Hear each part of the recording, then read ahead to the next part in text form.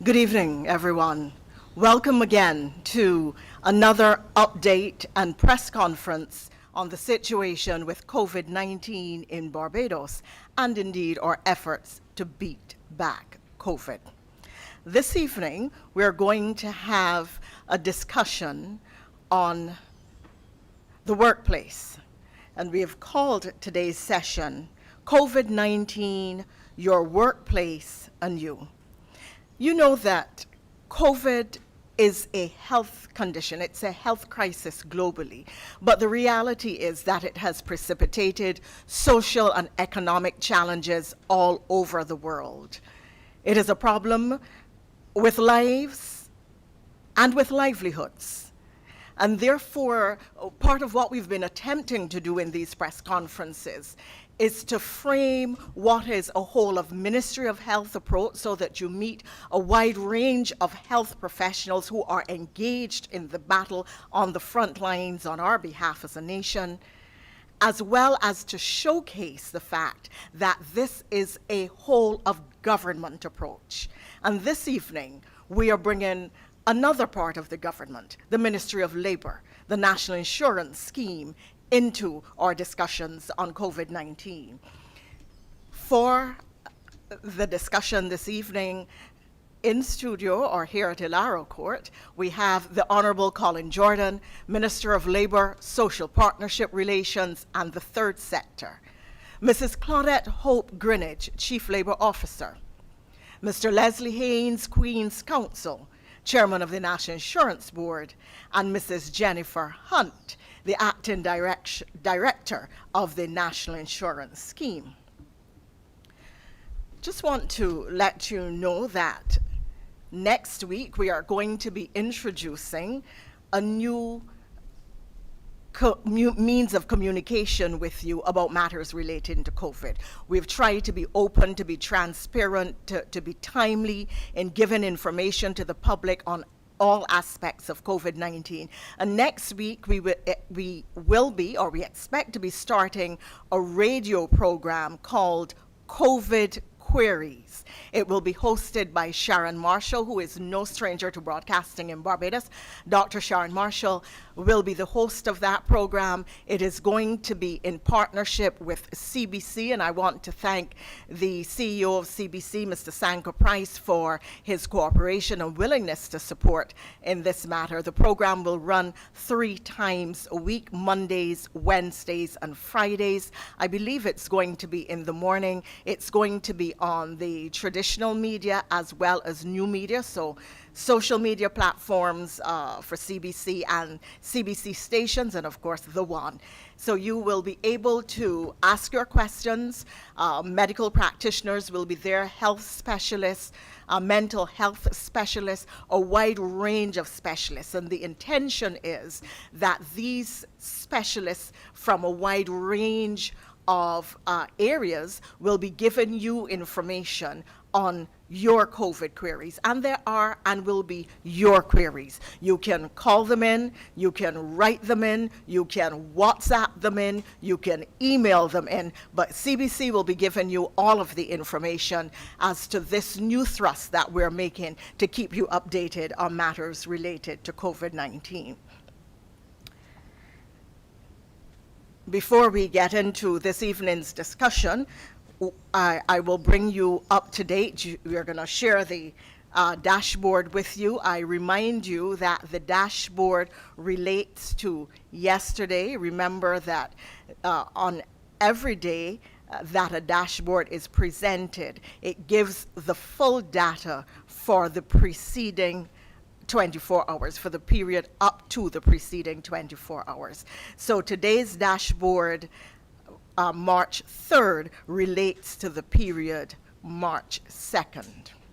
There were 23 new positive cases of COVID-19 recorded yesterday, Tuesday, March 2nd, while 54 people recovered and were released from isolation. The positive cases were identified from among 742 tests conducted by the Best dos Santos Public Health Laboratory.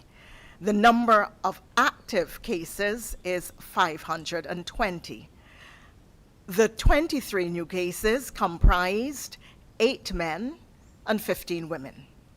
11 of these persons had already been at the Harrison Point Care Facility undergoing assessment to determine whether they were in fact newly positive or whether they had COVID-19 in the past and were no longer infectious. The other 12 persons are Barbadians. Barbados has recorded 3,163 confirmed cases of COVID-19. 1,488 of these have been women, and 1,675 have been men. 2,606 persons have recovered. The Public Health Laboratory has so far completed 127,571 tests. It is with regret that I inform you of the death of an 82-year-old Barbadian male who passed away after spending 5 days at the Harrison Point COVID Care Facility. His death brings to 37 the number of people who have died from COVID-19. We extend deepest condolences to his family and friends, and indeed to the family and friends of all those who have passed from this viral illness. May they rest in peace. To date, a total of 43,235 vaccinations have been administered, 18,316 men, and 24,919 women. I want to pause here. Gentlemen, you are our husbands, lovers, friends, fathers, sons, children. Please, go get vaccinated. We want you to be well. And we want you to be well so that you can help to look after us and your households and those you love. We need you safe. We need you well. We need you COVID-free. We need you vaccinated. So look at, that's a huge differential, like 6,600 approximately, and therefore we want to make it more even. So guys, get out there, get your vaccination. That is the thing to do. We move now to today's discussion. I just want, before I do so, to share a few more details with you, and that is to say that people have asked whether or not there are young people in isolation, and indeed there are. At Harrison Point Isolation Facility, or at Harrison Point COVID Care Facility, there are 2 persons between the ages of 17 and 40 in primary isolation. There is 1 minor, somebody under 18 in secondary isolation, and in tertiary there are 3 minors. In the isolation facilities across the country, there are 108 minors. So those are the numbers, that is the update, that is where we are.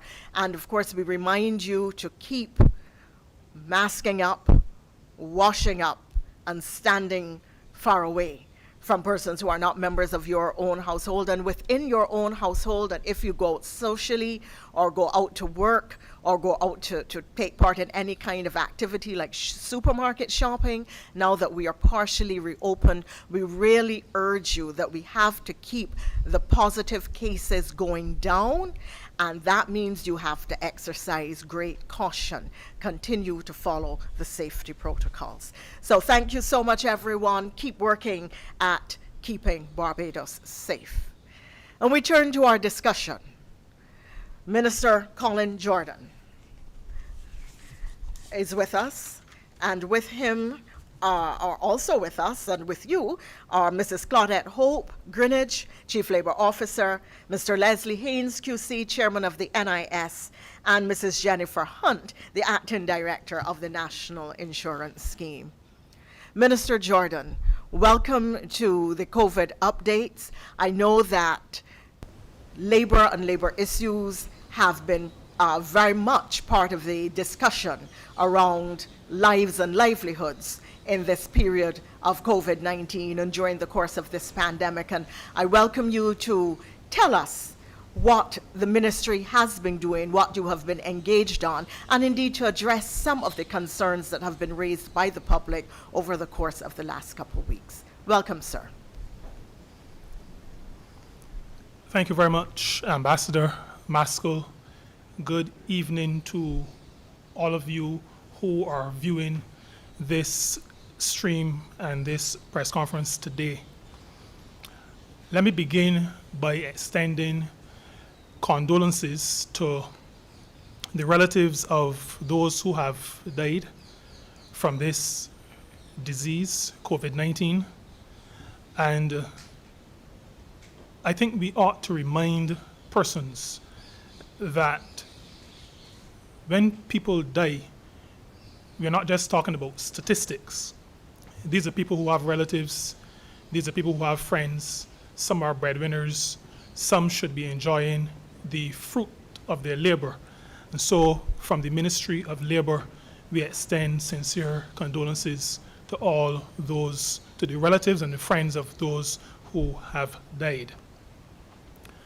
The Ministry of Labor and Social Partnership Relations has been listening, has been monitoring, and has been acting. These are turbulent times. Many of us maybe are tired of hearing that. They're also very uncertain times. And that uncertainty is borne out in much of the action and responses that we see from employers and workers as we go through this pandemic period. Now, the Ministry of Labor and Social Partnership Relations is and will continue to ensure that there is fairness, that there is reasonableness, that there is justice, and that there is adherence to the law and the laws of this country. All laws, including labor laws, are still in effect in spite of the challenges of this pandemic situation, in spite of the fact that we are in very turbulent and uncertain times. All laws that are in force remain in force. None of them have been taken out or abrogated. They remain in force, and so we expect all employers, all workers, people generally, to adhere to those laws. We are not, as a ministry, allowing or going to allow any particular group to take advantage of another group.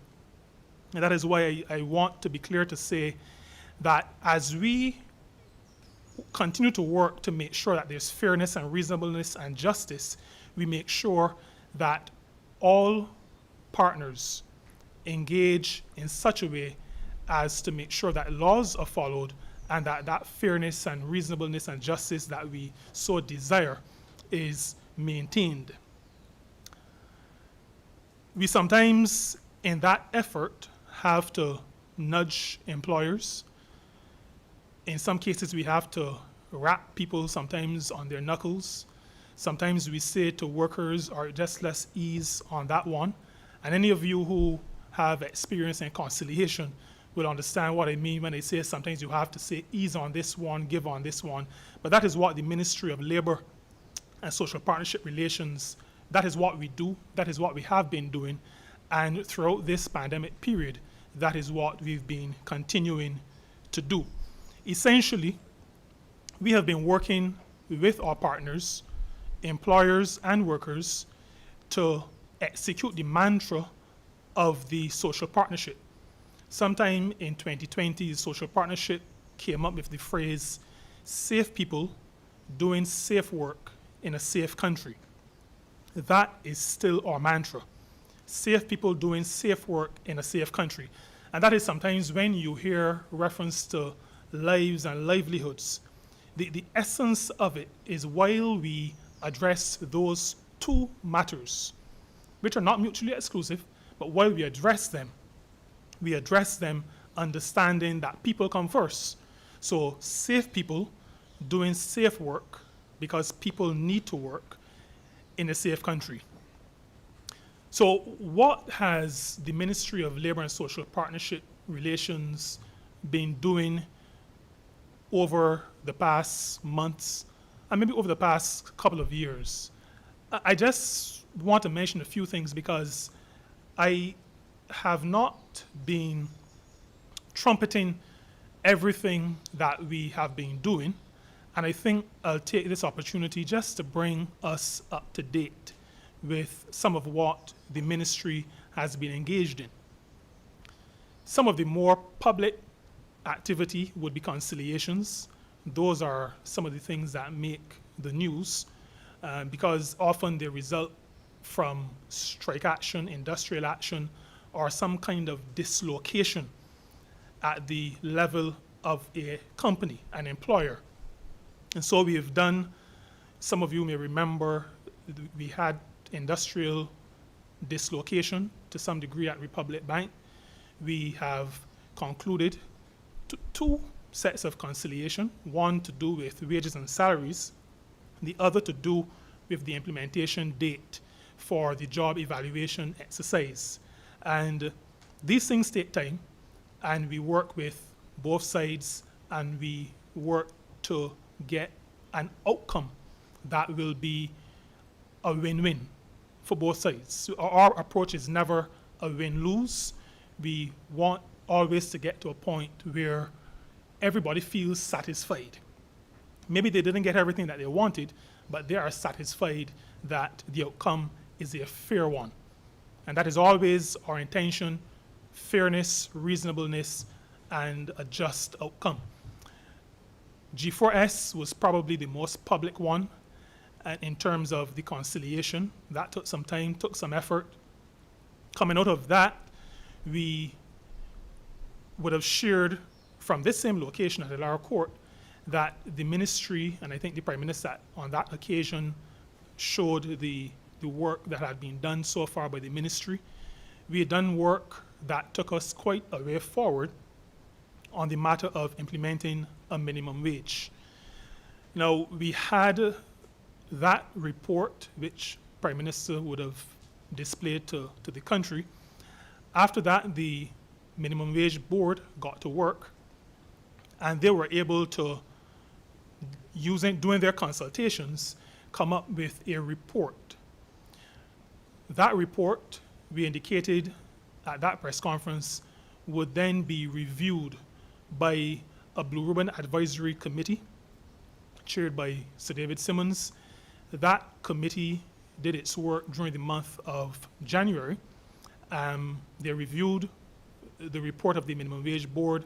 They reviewed the report of the Ministry Research Unit, and they also engaged with players across the spectrum in the industrial relations arena. And they made their report. That report, if not at this point, is going to be made public. It's probably already available on the ministry's website so that everybody can see what that report was. What would be known is that we've published a draft minimum wage order, and that order, we are now in a 40-day period where persons who have comment or who have objection are able to lodge those objections with the ministry. Legislation indicates that those objections must be addressed by the Minimum Wage Board. They give the objections to me, and then before the end of this month, we will go back to Cabinet, and Cabinet will make a final decision on the matter of the minimum wage, a new minimum wage for Barbados and any sectoral minimum wages. The draft order speaks to minimum wage, national minimum wage. It also speaks to a sectoral wage for security guards. So that is where we are at this point. The intention is that we are on course to having a decision that will become effective on the 1st of April of this year. We've also been working very hard on regulations to the Safety and Health at Work Act. Now, this is an act that has been enforced for quite some time, but the regulations have not been, there have not been no regulations to accompany the act. So the gray areas that exist have been causing some challenges. So we have spent quite a bit of time working on those regulations within the ministry, regulations to do with provision of water, provision of sanitary facilities, regulations in relation to noise, in relation to PPE, much of those things that are topical but are very important for workers and the welfare of workers. And remember that the Safety and Health at Work Act speaks to health, safety, and welfare. So those regulations are very important. We've received a draft from the Chief Parliamentary Counsel's office. We have reviewed that, and we are about to send back to the Chief Parliamentary Counsel some final comments. And once that is done, then we will be going to Cabinet to get approval, and thereafter we will be going to Parliament to have those regulations put into force. And those for us are really, really very important, long-standing. There are still conversations, for example, about persons working in agriculture and not having access to sanitary facilities. All those matters will be addressed in the regulations to the Safety and Health at Work Act. We've been also very busy reviewing the Employment Rights Act. Now, that has been a source of much concern, discussion, debate for workers and for employers. We have, as a matter of fact, just today, we concluded one segment of the discussion, which we've been having internally. We had representation from the employers. We received comments from the unions, and we've been going through a process of discussing in great detail the positions put, the comments received, so that we are now in the process, we believe by mid-month, to be able to collate our position based on the discussion and what has been relayed to us, and then we go back to our partners, employers and workers, and have a final round of discussion before we settle on what the amendments to the Employment Rights Act will look like. We've also been engaged in developing rules for the Employment Rights Tribunal. That again is another area of weakness that we found in the system, and we have been doing some work putting together some draft rules that would govern how the Employment Rights Tribunal works, and we have a draft, and those considerations are imminent. We have been having discussions with the International Labour Organization, the Caribbean office, about a labor code. Those discussions are ongoing. We are actually pretty close to getting some assistance from the ILO's Caribbean office in actually starting the work that would lead to the development of a labor code. We've been hearing that call from our partners, but before we make the final decision, as is our custom, we will go back to our partners to make sure that we are all on the same page as we go forward to develop the labor code. The Discrimination at Work legislation, Employment Prevention of Discrimination Act, which came into force in September last year. You have heard about that. We've been sensitizing our partners on the details of that act, what it means, and because this is an ongoing process. But I also want to say that we have also been and are working on what we call omnibus discrimination legislation. So we are working on a policy that will speak to discrimination generally, not just discrimination in the workplace, but discrimination generally. So far, we have met with the Social Justice Committee, which falls under our ministry as well, and we have presented what we have so far to them. We have received some comments. We are in the process of receiving additional comments, and thereafter we'll be able to go to our partners to discuss how we move that forward. In the area of Job Start Plus, which is a program that we started some time ago to assist young people in getting their foot into the door. We've heard for a really, really long time, young people saying, we have applied for a job. We've been asked for 12 months or 2 years experience, but nobody ever gives us the job to begin with, so how can we get the experience? And so we came up, developed Job Start Plus, which is what we call a first jobs program. Even though we are in the midst of a pandemic, even though we have a reduction in economic activity, we have not abandoned Job Start Plus. And the section of the ministry is still working hard to get employers on board so that in some cases they may be able to assist us now, but we believe that there's life after COVID. And so for the country, there's life after COVID. And once we are out of this COVID pandemic, we expect that those who have come on board now will be able to hit the ground running, so to speak, and to assist us and assist the country in giving our young people that foot into the door. Something I want to mention that has also been taking quite a bit of attention on our part, and I've been quite actively involved in this, and this has to do with our overseas employment program.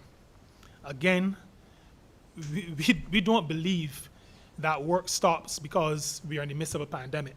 And so even, just about 3 weeks ago, I made a presentation to a group of farmers at their annual general meeting, which was held in Washington, Washington, D.C. The technology allows us to present without traveling. And so coming out of that presentation and some lobbying that we've been doing, we are beginning to see some green shoots. And so even though the immigration policies are still quite tough in the United States, we believe that we are seeing some green shoots. We've had some expressions of interest from some employers, and we have begun already to actively pursue that. We are also pursuing opportunities in the UK. Last year, we started that, and this year we are putting some additional effort into that. When COVID struck, we were not able to have the number of persons who wanted to go to the UK actually go.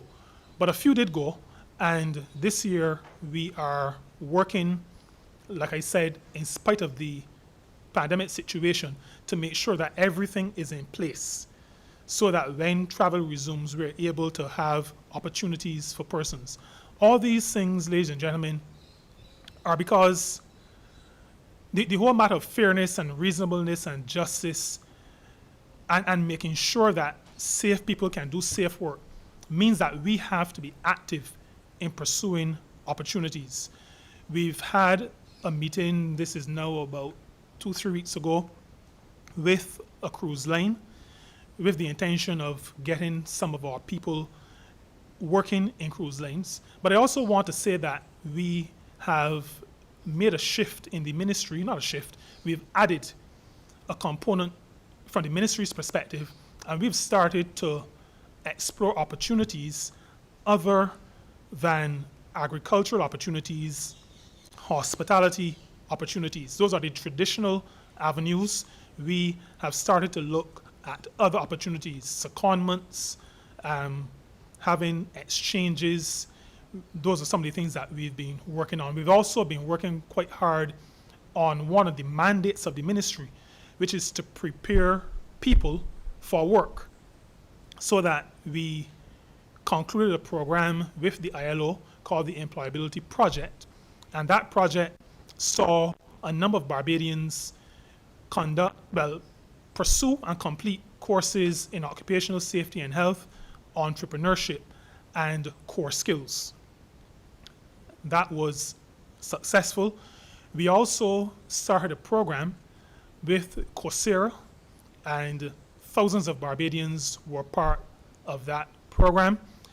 Because of the success of that program and our partnership with the National Transformation Initiative, we are now at the point where the National Transformation Initiative is going into a full partnership with Coursera, which will provide skills in thousands of areas of endeavor. And that is in process as we speak.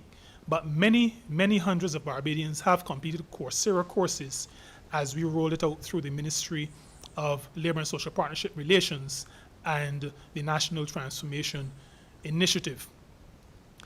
I need to mention that even when we are closed and the country is on pause, our safety and health section is active. They are conducting, because they are essential services, and from time to time they conduct inspections of workplaces to make sure that employers are doing what they're supposed to do, that workers are doing what they're supposed to do, that the directives are being followed, and that the protocols included in those directives are being adhered to. The Safety and Health section is also part of the COVID monitoring unit, and so they're on the road constantly with the other members of the COVID-19 monitoring unit, protocol monitoring unit, to make sure that they play their part, we all play our part in stemming the spread of the COVID-19 virus in our country. We've been having ongoing dialogue with our partners. We've been meeting with the unions. We've been meeting with the Barbados Employers Confederation. We've also had a meeting with HERMAB, which will be a grouping of HR managers. And we attempt to touch the various stakeholders, because it is one thing to speak to employers, but often, and I know this from my own experience in my life before I came into public office, there is sometimes a gap between management and those who actually execute on the ground. And so we've had interaction with HR managers directly, even as we have interaction with those organizations, the unions that represent workers, because we recognize the dynamics at play there. So during this period, we have had many discussions on the matter of the various areas that we are addressing, but particularly the situation that has unfolded because of the COVID-19 pandemic. We've been able to use technology to serve our clients. And when I say our clients, I'm referring to those workers who have challenges, who need to speak to a labor officer, those employers who have challenges, who need to speak to a labor officer, so that even though we are not considered an essential department, while our officers are working from home, they have the technology, their laptops. Our permanent secretary was able to provide laptops for officers. We provided his cell phones for them, and we're able to publish the telephone numbers on GIS so that persons who have challenges are able to contact somebody and have their issues addressed. Like most things, we started with some teething problems, but in our continuing dialogue with our partners, we've come to understand that we're not blowing our trumpet in this regard, but they have seen improvements in how that is playing out, the use of technology to make sure that we can still service our clients. As we continue to speak to the matter of fairness and justice and reasonableness, I maybe should share with you that we've been, as a country, very involved at the level of the International Labour Organization. And we have been upfront in the issue of violence and harassment in the world of work, the workplace, and those other areas attendant to the workplace. Barbados actually led in the development of the newest convention of the International Labour Organization. We actually brought it to the floor and had it voted on, which is Convention 190, along with Recommendation 206, Violence and Harassment in the World of Work. We were able to get the world, really, to agree to vote to have that as a convention of the ILO. And in Barbados, we have laid it in Parliament, which we are obligated to do. We've started our discussions and our review internally on how much of it is already in legislation. The intention there is that recognizing that violence and harassment is really a scourge. It is something that we need to get out of society generally, but our focus is getting it out of the workplace. And we've started those conversations. 2 days ago, we signed an agreement with UN Women, and that agreement is to execute over the next 2 years a program that speaks to violence, gender-based violence in the workplace. And we launched that just about 2 days ago. So we are continuing to work with the ILO in that area and in other areas. But I just wanted to say to you that Barbados is continuing its leadership role. We are a member of the governing body of the ILO, and as such, we have been working with the powers that be in the ILO, the Secretariat and others, to craft the agenda for the International Labour Organization. We are the only English-speaking Caribbean country on the governing body, and so we see ourselves as having a responsibility for the rest of the Caribbean. And that is how Barbados operates, that is how this government operates. We see ourselves working not just for Barbados, but for the Caribbean. And so we've been pushing the agenda of CARICOM, of the English-speaking Caribbean, at the ILO. Coming out of that leadership, the countries of Latin America and the Caribbean last year decided to ask Barbados to be the chair of the group of Latin America and Caribbean countries. So every country from Mexico right through Central America, the entire Caribbean, and all of South America, which is Latin America and the Caribbean, they have asked Barbados to chair their group. And recognizing that English is the minority language in that group, we think it was an achievement, but it speaks to the work we've been doing and the work that we will continue to do at the ILO. Now, that is a bit of what we've been doing on behalf of the country, on behalf of workers in these various areas. COVID-19 has thrown up quite a number of challenges, and those are challenges that the ministry has also been frontally addressing. We hold to the mantra that you have to face it and fix it, and that is what we've been working on. We've adopted, as Ambassador Thompson said earlier, a whole of government approach. So, for example, the challenges that came initially, but that came again, maybe more forcefully in 2021, the matter of primary contacts, who are secondary contacts, who are tertiary, the difference between quarantine and isolation. What happens when you're in isolation? What happens when you're in quarantine? Which is sick leave, which is not sick leave? What can an employer do? We have taken a whole of government approach, and so the Chief Medical Officer, the Office of the Chief Medical Officer, met with employers and spelled out to them the differences between these various concepts, spelled out in quite a bit of detail.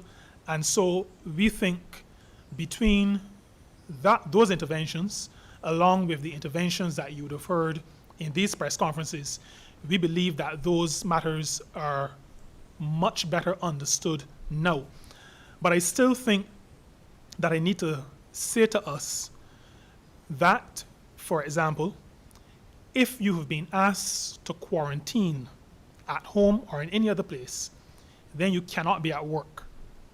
So no employer can say to any person who an officer of the Chief Medical Officer has asked to go into quarantine, there is no employer who can say to that worker, you have to come to work.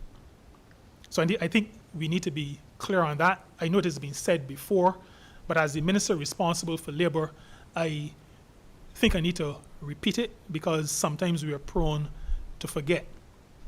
Isolation means that the person is ill, and that is better understood because illness is something that happens from time to time. The National Insurance Scheme deals with illness. Many collective agreements deal with what happens in illness, and there are, even outside of collective agreements, there are persons who, organizations, employing organizations, that have policies to deal with illness of workers and how that is dealt with in relation to pay. So the chief medical officer, and I think we heard the Prime Minister some time ago say that the chief medical officer has more power than a Prime Minister in many, many respects. And so it is not acceptable, but it is not legal or allowed for anybody to flout an instruction from the chief medical officer or from somebody who is acting on behalf of the chief medical officer. Some of the challenges, though, in relation to quarantine, I mentioned one, whether a person can be called out to work or not. We've had to deal with that with employers. We've had to deal with that with workers complaining. We've also had to deal with the matter of pay. Now, I've spoken to isolation, which means illness, and that is pretty much covered.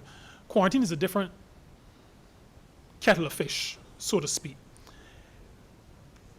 There's no precedent for it, and so there is no law that speaks to how workers are to be treated in relation to time spent in quarantine.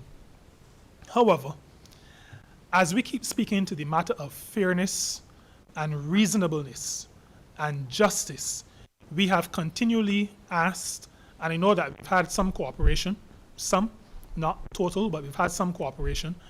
We've asked employing organizations and managers to, as far as possible, assist workers. When we came into office in 2018, long before the pandemic, in the adjustment that we were going through, we knew that there was going to be burden. And from 2018, we've been speaking to the matter of sharing burden. That philosophy for this government remains. And so when we speak, as we often do with employers, we ask employers as well to help with the sharing of burden. Now, we say that recognizing that there are different depths of pockets in relation to businesses. So there are some things that some businesses can do that others are not able to do, and we recognize that. But we encourage, as far as possible, we try to lean on employers as far as possible to be fair, to be reasonable, and to share the burden, because we know there is a burden, and we ask for some sharing of the burden. We've had questions, we've addressed many of these, not through media, but as we interact with workers, unions, and employers. The matter of vacation. Last year, we encouraged workers to take vacation so that they would be getting some pay, and we continue to encourage that. We know, though, that you need to get to a certain point in terms of building up vacation entitlement. And so coming out of 2020, many workers are not at that point, but we've been in discussion, continuing discussion with employers, and some have started to give vacation sometimes in advance. While we do that, there are also the questions we get, which we've been addressing, and I'll just speak to it here as well. Can an employer force me to go on vacation? Over many years in workplaces, what would typically happen is that at the beginning of a year, a worker or a department would have a sheet of paper which goes around, or would have people apply in more recent times electronically to say, I'd like to go on vacation in August, September, in October, in November, at some point in time. What I need to reemphasize is that vacation is really at the discretion of the employer, and that is according to law. What the employer cannot do is to give less than 14 days notice of your being, let's use the word sent, even though I don't like the word, but not less than 14 days notice that you're going to have to take your vacation as a worker. And that is according to law. So once you have been given those 14 days notice, then you are obligated to take your vacation. And like I said, the laws, we were careful to make sure that nobody could say that because there was a pandemic, the law is no longer in effect. And when I say that, I may want to turn to the Employment Rights Act. We had some situations which we addressed these frontally at the social partnership, and I think the message went out, but I'm going to share it in this forum as well. The matter of special circumstances which do not allow for 6 weeks notification for layoffs of a certain percentage of your worker cohort. Now, the Employment Rights Act is very clear that if you do not have 6 months, so 6 weeks, nobody had 6 weeks of pending lockdown last year, pause this year, and so that will count as a special circumstance. Because it is special, it is unusual, and in those cases, the 6-week requirement is impossible because you don't have 6 weeks before you have to close your business down. However, the Act is very clear that when you cannot have that 6-week period, then you have to enter immediately into consultation with the Chief Labor Officer, the Office of the Chief Labor Officer, and as far as is reasonably practicable, try to adhere to what is expected to have taken place during the 6 weeks. So that is to say, the same process but much more speedily executed is expected as far as possible to be undertaken. What I am saying, therefore, is that sending a letter informing the Chief Labor Officer and expecting that to be considered as consultation, that is against the law. In other words, illegal. The Act speaks specifically, and I think it's at Section 31, but it speaks specifically to consultation.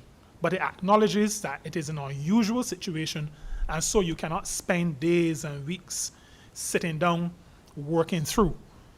But there still must be consultation. The workers' representatives must still be brought in to the picture, must still be informed, and discussion should still continue with the workers' representatives.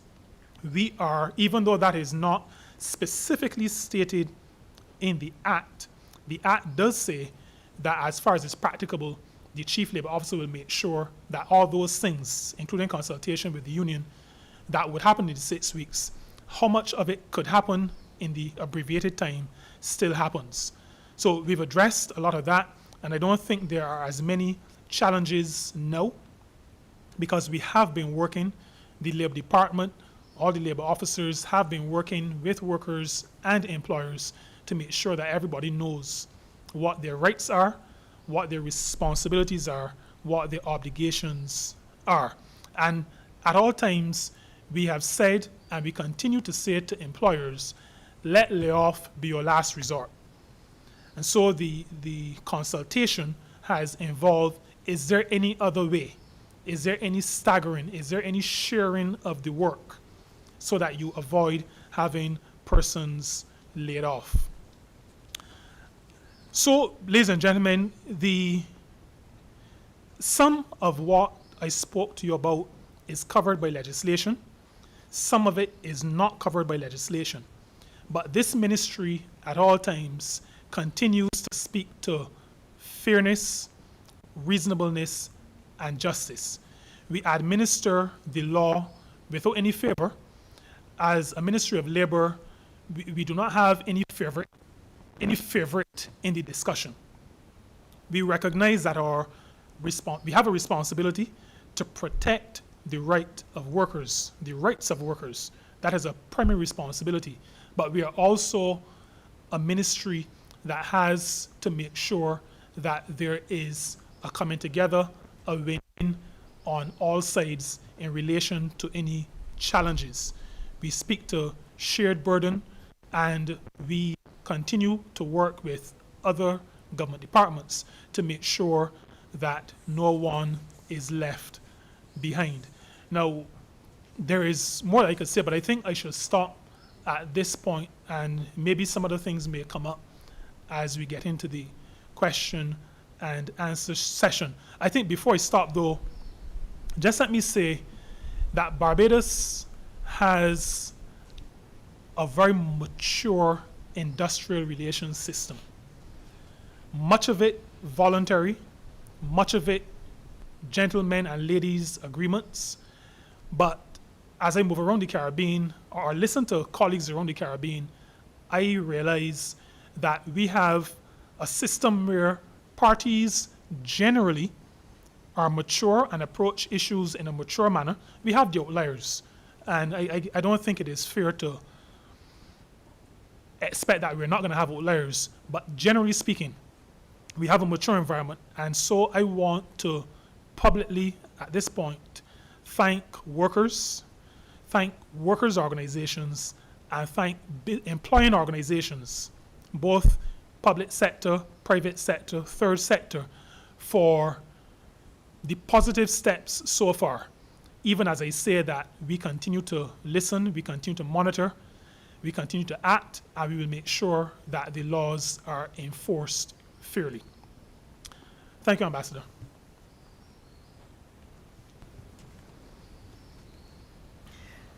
Minister, let me thank you for that very comprehensive briefing on the issues on which the ministry has been engaged, and an update in relation to how you've been approaching matters relating to COVID-19. Chairman of the NIS Queen's Council, Mr. Leslie Haynes, brief remarks, and then we're going to move directly to our journalists, because that was a full briefing that we got from the minister, and then I'm going to ask the ladies to come in and make some statements, the Chief Labor Officer and the Director of NIS.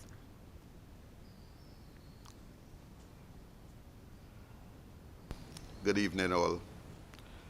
Well, we've just heard from the Minister of Labor, and he's presented us with his approach with respect to solving the problems and the unforeseen issues that have arisen because of COVID. Likewise, we at the National Insurance have had our issues. I do not think that when the National Insurance Department was formed over 48 years ago, that anyone then could have predicted the, what should I say, the approaching storm, the approaching COVID storm that hit us in the year 2020, the effects of which, from which we are still recovering. Suffice to say that I think that the public, all Barbadians, now understand fully the important role played by the social security of Barbados, and the NIS, the National Insurance Department, and the social security issues. We at the National Insurance have paid in unemployment benefits to date over $155 million Barbados dollars in claims. We have had approximately over 50,000 unemployment claims. Of course, the individual unemployment claims are about 38,000 persons, of which about, regrettably, 4,000 of those did not qualify, so that there were about 34,000 persons who have benefited from the unemployment fund. Then there, towards the end of last year, towards the last quarter of last year, there was the issue of severance payments. Again, the National Insurance had to invent procedures to ensure, or to reorganize matters to ensure that payments were made with a certain alacrity. When the board first came into existence with the change of government in 2018, it was chaired by now Minister Ian Goodin-Edgell. And what we did was we attempted to tackle what the existing problems at the NAS. It is not a place without problems. I don't know if there's any place without problems, really. And I think we were, one of the major issues was reducing and paying promptly the number of outstanding claims. We were making headway. Then, lo and behold, COVID. I think it's fair to say today that with the dedication of the Deputy Director acting, the Director acting, and the staff of the NIS, that the outstanding claims today are just about the same amount as were outstanding before COVID. And during last year and the first 3 months of this year, of course, claims have increased. So that tells me that the National Insurance Department has been working hard, diligently, to ensure that claims are satisfied. Let me tell you, when we first, there's always been an issue of the speed at which claims are settled.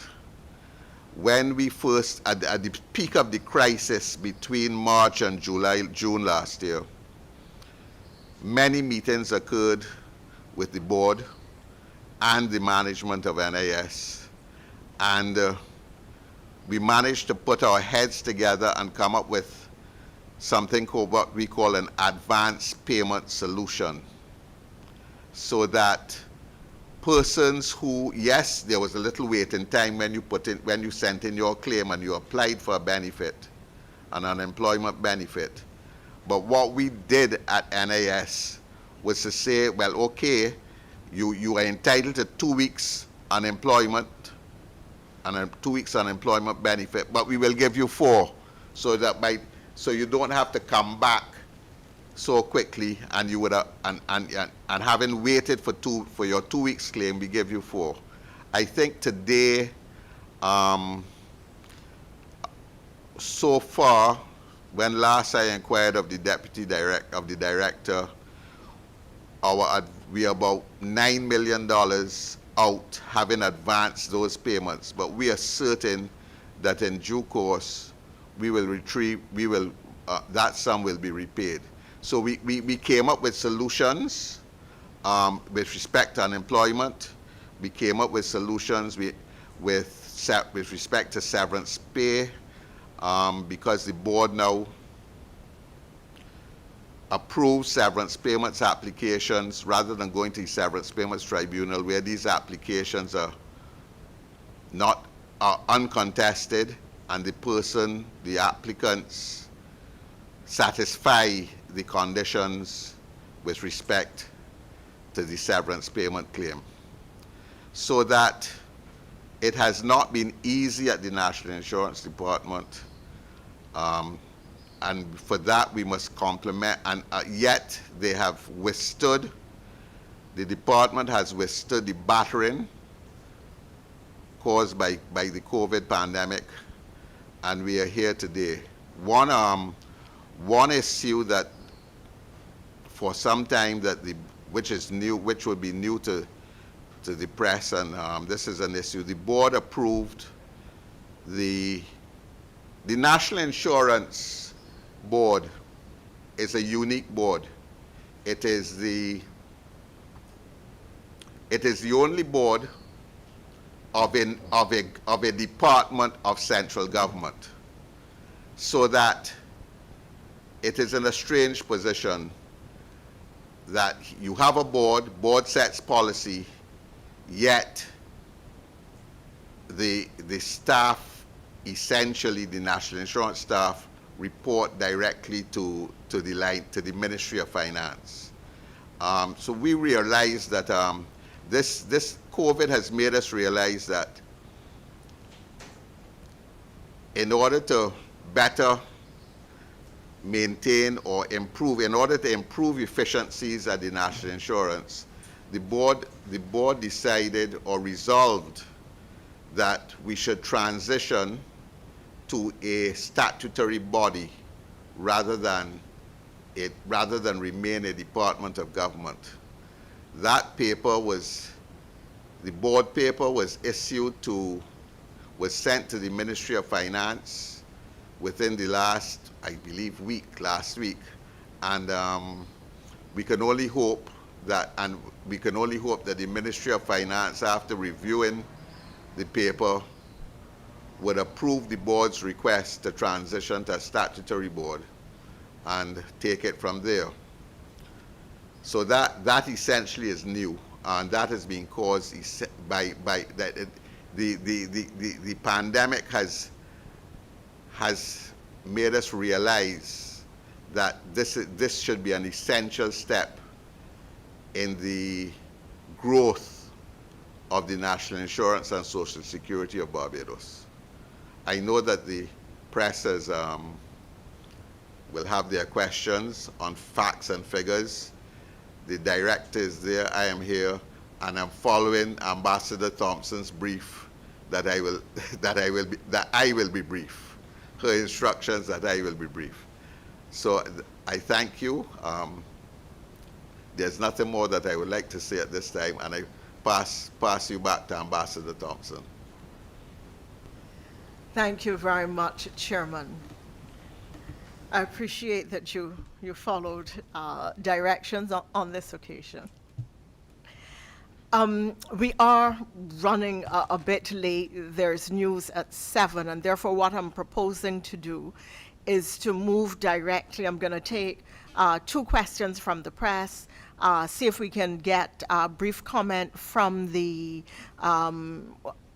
Chief Labor Officer, and then come back to the press, and then move to the Director of National Insurance. Of course, I'm sure that these functionaries, these officials, most of your questions are going to be directed at them anyway. So I am going to try to give everybody an opportunity to speak, bearing in mind that we're running late, so I apologize for that. We have a full media house today.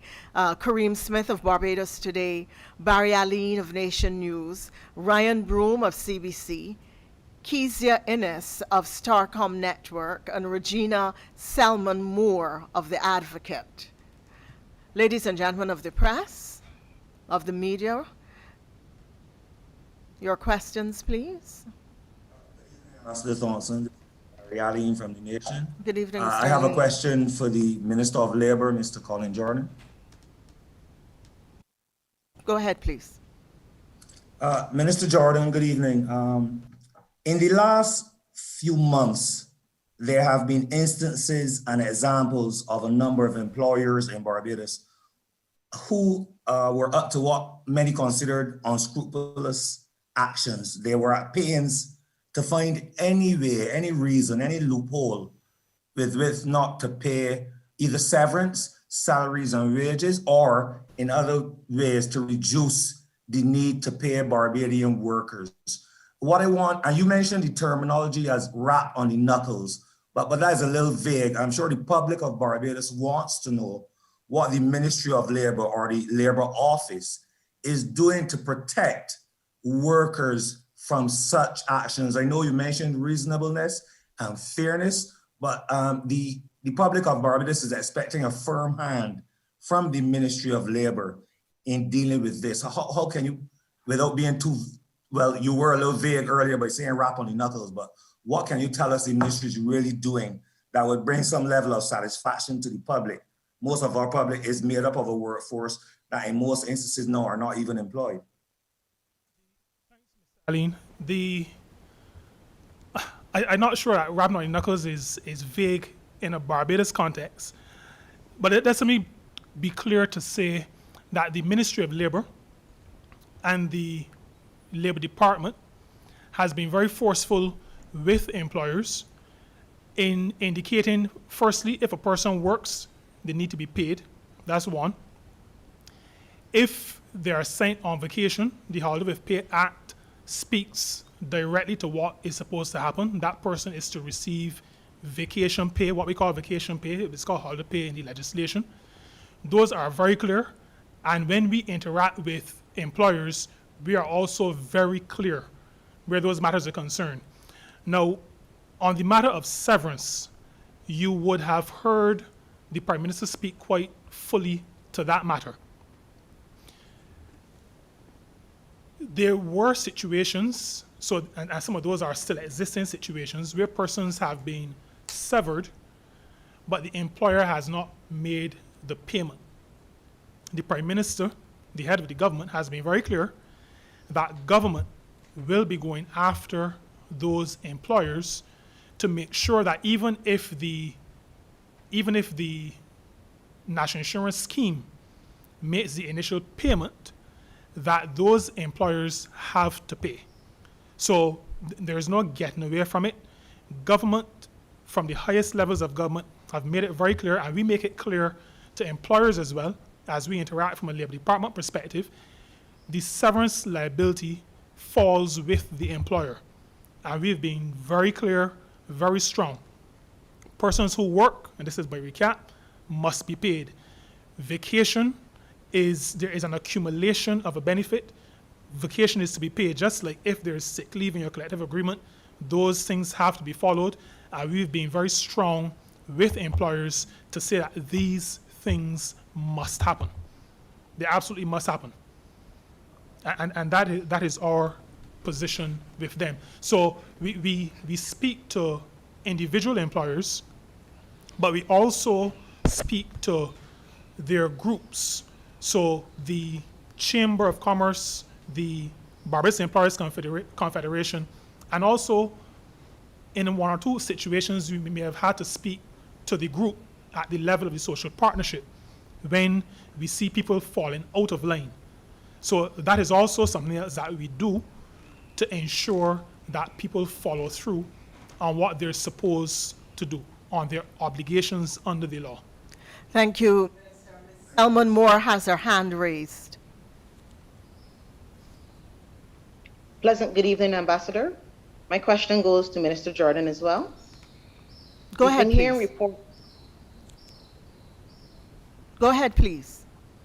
Yes, we've been hearing reports that there have been some employers who have been trying to strongly coerce employees to get the COVID-19 vaccine. And while we know of the importance of the vaccine, have you been receiving any official reports of this? And what is your position on this matter? Thank you. Sorry, thanks very much, Ms. Innes. Sorry, did I call the name correctly? Sorry, yes, Regina I thought it was Selma wrong. Moore. Mrs. Selma Moore. Yes. Sorry for that. And sorry, Ambassador. I think I referred to you as Ambassador Masker earlier as well. That's okay. So again, a little bit mixed up. Let me respond by saying I have not had any reports of it, but we have in the ministry and in the Labor Department, we know what our response is. Government has indicated that the vaccine rollout is optional. We strongly encourage people to take the vaccine for their own good, for the good of their relatives and friends, and for the good of the country. However, vaccination is not compulsory. The medical profession have been very clear on that. The Attorney General, I think, also has been very clear, and the Prime Minister has been very clear on that. It is not a mandatory thing, even though we strongly encourage people. So no employer at this point can insist. You use the word coerce. Well, that can mean a number of different things, but at its worst, it could mean that a person is told, if you don't take the vaccine, you don't have a job. Not legal in Barbados today. Labor Officer, would you wish to make any remarks brief at this time? Yes, thank you, Ambassador. I would just want to say that in the right now 81-year history of the Labor Department, having been founded around 1940 or so, we, looking back at the records, we have never faced a challenge like this. But going this distance now since the start of the pandemic up to now, I should say that we are operating in quite different circumstances, and we are of the view that we are coping and coping better this time around in comparison with the last, when the whole process started. And we have been receiving some good feedback from the employers, from their organizations, and also from the representative human resources groups and so on, as far as our response times and our availability is concerned when it comes to relating to either employers or employees or their representative groups. And the COVID-19 situation has forced us to embrace the technology a bit more. Our average age in the department is probably around mid-40s. And for that reason, there were some hesitations, some challenges with coming on board with the technology, but we have overcome that, and we're using it to our best advantage at this time. What we see as happening in the world of work landscape right now is that in the case of industrial relations and also safety and health, COVID-19 has forced employers and employees to be engaged in a better form of consultation.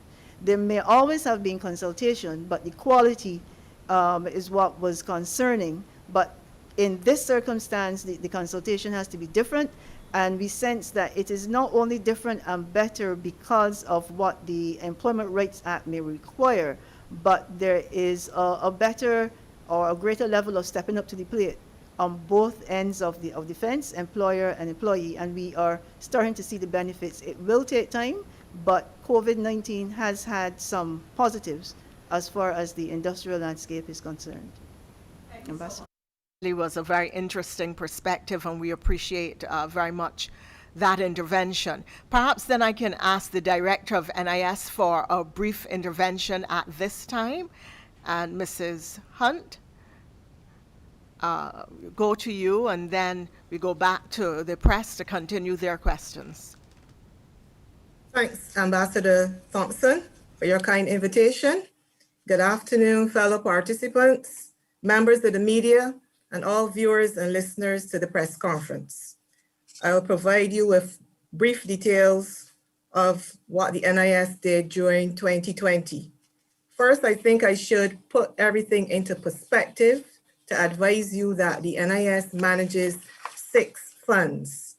Now, these funds are the National Insurance Fund, the Unemployment Fund, Severance Fund, Catastrophe Fund, Retraining Account, and the Sugar Workers Provident Fund. The largest fund is the National Insurance Fund, and the investment portfolio of that fund as at the end of January is $3.8 billion. At that same time, the investment portfolio of the Unemployment Fund has been totally exhausted. Severance Fund, $74.1 million. The Catastrophe Fund, $41 million.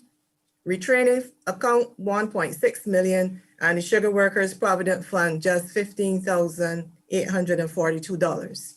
I've given you those figures so that you can have a perspective that the funds we manage are significant. The unemployment fund has been severely tested, and the other funds, however, and our overall portfolio of funds remains strong. The reserves of the NIS are strong. We have adequate reserves to meet claims we are required to pay. Now, in terms of what the unemployment fund faced last year, the chairman would have told you that we paid $155.5 million last year. To put that also in perspective, the previous year, we spent $49.3 million. In 2018, we spent 38.1, and in 2017, 32.8. So comparatively, you can see the impact of COVID-19 on the fund in 2020. The portfolio, as I advised, was totally exhausted, and the National Insurance Board agreed to utilize a specific portion of the portfolio of the National Insurance Fund to facilitate the ongoing uninterrupted payment of unemployment benefits. Now, this specific source was the early redemption of some government bonds to loan the unemployment fund. So that is how we were able to keep paying unemployment benefits during last year, and how we will continue to pay them this year. The unemployment fund will need to be recapitalized. The National Insurance Fund will need to be repaid. Both of those matters are under discussion, and the figures are being finalized in conjunction with the Ministry of Finance. So that takes care of unemployment, the most significant impact on the operations last year. You've also been told about severance. A number of persons were made redundant, and the National Insurance Fund processed funds in the amount of $18.3 million to those employees whose employers had not paid. And we also paid $3 million as rebates to employers who met their requirement and then got the 25% rebate from National Insurance. Comparing that with 2019, in 2019, we paid $21.2 million to employees and $6.5 million in rebates.